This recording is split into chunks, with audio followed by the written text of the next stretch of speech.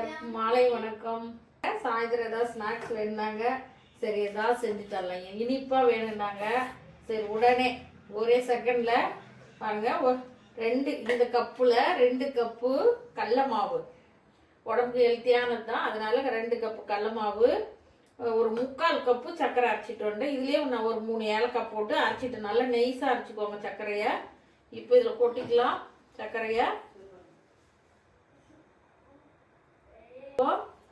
இதில் நெய் 2 ஸ்பூன் போட்டுக்கலாம். நெய் இல்லைன்னு வச்சுக்கோங்க, எண்ணெய் காய்ச்சி சூடாக ஊற்றி அப்படியே கரண்டி போட்டு கலக்கிட்டு கையில் பிணைங்க. ஒரு 4 ஸ்பூன் நெய் போட்டுவிட்டேன். ரொம்ப டேஸ்ட்டு. எல்லாம் போட்டுட்டு நல்லா கலக்கிக்கோங்க. ஃபஸ்ட்டு தண்ணி ஊற்றாதீங்க. அது இதுதான் வேணுங்களாம். எங்கள் பேராண்டிக்கு ரொம்ப பிடிக்குங்க. அடிக்கடிக்கு இதை தான் கேட்பாங்க. எப்போ பாரு செஞ்சு கொடுத்துட்டு தான் இருப்பேன். ரொம்ப ஈஸி, உடம்புக்கு சத்து தான். கோதுமை மாவு சத்து. நீங்கள் நெய் இல்லைன்னா எண்ணெய் நல்லா சூடாக காய்ச்சி ஊற்றி கரண்டியில் கலக்கிட்டு அதுக்கப்புறம் கை போட்டு கலக்கிக்கோங்க. நல்லா கலக்கியாச்சு. இப்போ தண்ணி ஊற்றி கலந்துக்கலாம். சர்க்கரை போட்டுட்டோம், அதனால கொஞ்சம் கொஞ்சமாக தண்ணி ஊற்றி கலங்க. ஏன்னா சர்க்கரை தண்ணி விடும். 1 டம்ளர் தண்ணி எடுத்துருக்கேன்.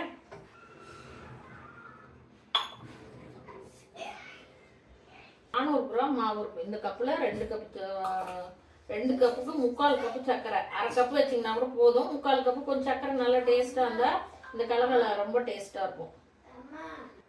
2 கப்புக்கு இந்த டம்ளரில் 1 கப்பு தண்ணி ஊற்றிக்குவேன். அப்படின்னா இன்னும் கொஞ்சம், அவ்வளோதான். 1.5 டம்ளர் கம்மியாக. அளவு சொல்றது கஷ்டமா இருக்கு, ஏன் தெரியுங்களா?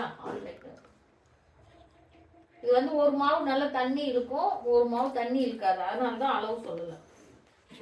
எண்ணெய் போட்டு பிணைஞ்சிக்கோங்க. அதுலேயே நெய் இருக்கு. கொஞ்சம் கீழே எண்ணெய் தொடவி, நான் எல்லா வீடியோவும் சொல்லிட்டு இது நல்லா சோப்பு போட்டு நான் கழுவிட்டு இதில் தான் எல்லா வேலையும் செய்வோம். நல்லா மொறுன்னு இருக்கும். நீங்கள் நல்லா பிணைஞ்சிக்கிட்டீங்கன்னா. இது திடீர்னு செய்கிறேன் நான். எல்லா வீடியோவும் திடீர்னு தான் செய்வேன். வீடியோக்குன்னு எந்த மேக்கப் எதுவும் பண்ணுறது கிடையாது. அதனால நான் நல்லா பிணைஞ்சிக்கிறேன். இல்லைன்னா நீங்கள் ஒரு 10 நிமிஷம் மாவு பிணைஞ்சி வச்சுட்டு அப்புறம் செஞ்சிங்கன்னா நல்லா ஊறிடும், நல்லா சாஃப்டாக இருக்கும். கொஞ்சம் எண்ணெய் போட்டுக்கலாம்.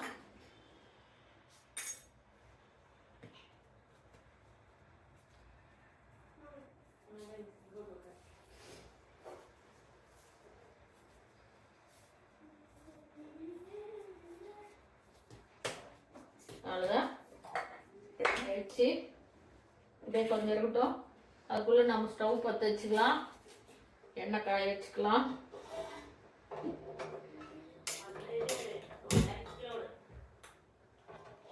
இந்த மாதிரி அகலமாக வச்சா கூட கரை நல்லா இருக்கும். எண்ணெய் தேவைக்கேற்ற எண்ணெய் ஊற்றிக்கோங்க.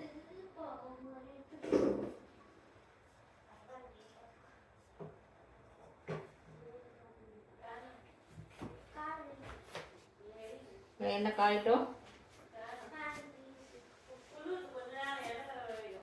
நானே 5 நிமிஷம் மேலே ஊற வச்சுட்டேங்க. செல்லு கொஞ்சம் வீடியோ ஆஃப் ஆயிடுச்சு. அது போய் ரெடி பண்ணுறதுக்குள்ளேயே 5 நிமிஷம் ஆயிடுச்சு. நல்லா ஊறிடுச்சு. இப்போது நம்ம இதை வேணுங்கிற அளவு உருண்டை பிடிச்சிக்கலாம்.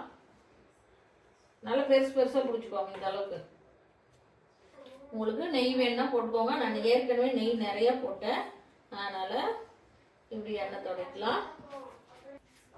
கொஞ்சம் மாவு போட்டுக்கோங்க.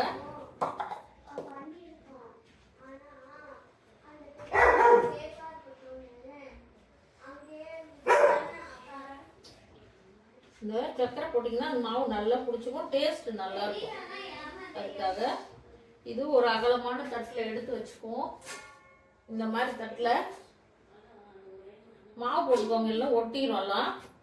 நல்லா அப்படி மாவு மேலே போட்டுக்கோங்க.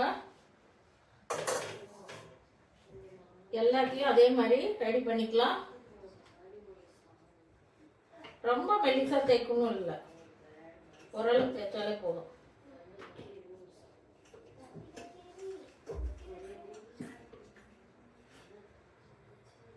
நான் சொன்ன மாதிரி தேய்ச்சிட்டு கொஞ்சம் சக்கரை போட்டு எண்ணெய் தடவி சக்கரை போட்டு திரும்ப அது மேலே மாவு போட்டுட்டிங்கன்னா ஒட்டு அந்த உள்ள நல்லா இருக்கும். அந்த எல்லாமே தேய்ச்சிட்டு பாருங்க. ஃபுல்லாக தேய்ச்சாச்சு. இது கொஞ்சம் நெய் போட்டு சக்கரை போட்டு தேய்ச்சி மாவு மேலே போட்டுக்கிங்க, ஒன்றோட ஒன்று ஒட்டாது. எடுத்துருக்கு. இப்போ நம்ம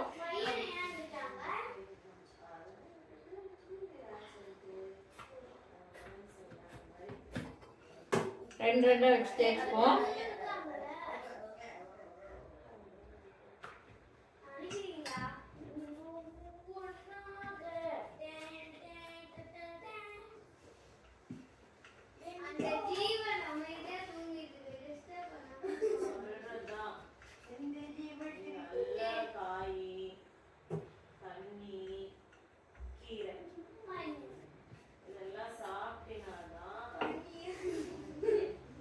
இதை இப்படி ரோல் பண்ணிக்குவோம்.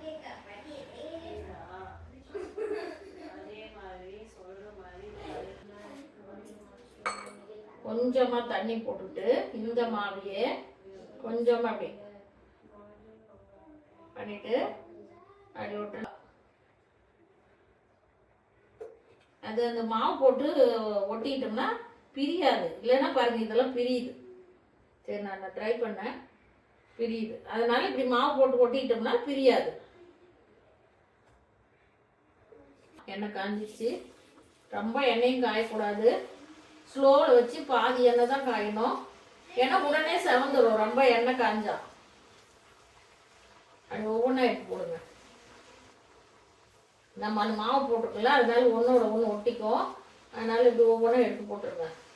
குயிக்காக சீக்கிரமாக போட்டுருங்க. அப்படி எடுத்து இப்படி ரெண்டு ரெண்டாக வச்சு எல்லாத்தையும் தேய்ச்சி எல்லாம் போடலாம். அதே மாதிரி நல்லா வேக விட்டோம். ஸ்லோவில் வேகணும். கோல்டன் கலரில் வந்து பின்னாடி தான் எடுக்கணும் நீங்கள்.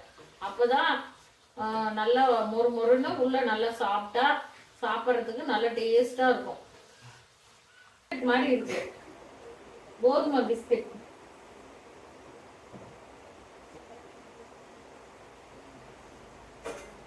இந்த கோல்டன் கலர்ல வரணும். அதுக்கு ஸ்டவ் ஸ்லோவா வச்சீங்கன்னா தான் தீயாத வரும். நல்லா மொறு மொறுன்னு இருக்கும். சூப்பரா கோதுமை பிஸ்கட் ரெடி. அப்படியே லேயர் லேயரா வந்து பாருங்க. இந்த பாருங்க, இன்னும் ஆறுல சூடா இருக்கு.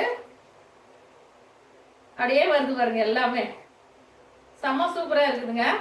நல்ல மொறு மொறுன்னு உள்ள சாப்பிட்டா இருக்கு. ரொம்ப டேஸ்டாவும் இருக்குது.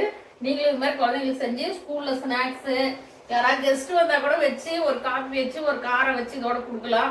நாமளும் சும்மா இருக்குள்ள ரெண்டு ரெண்டு எடுத்து சாப்பிடலாம். இந்த சேனல் பார்க்குறவங்க சப்ஸ்கிரைப் பண்ணுங்க. பக்கத்துல பெல் பட்டன் டச் பண்ணிக்கோங்க. என் வீடியோலாம் உடனுக்குடன் வரும். எல்லாம் நிறைய பார்க்குறீங்க. எல்லாருக்கும் நன்றி. ஒரு லைக் மட்டும் பண்ணி விடுங்க. வாங்க, சூப்பரா கோதுமை பிஸ்கட் ரெடி.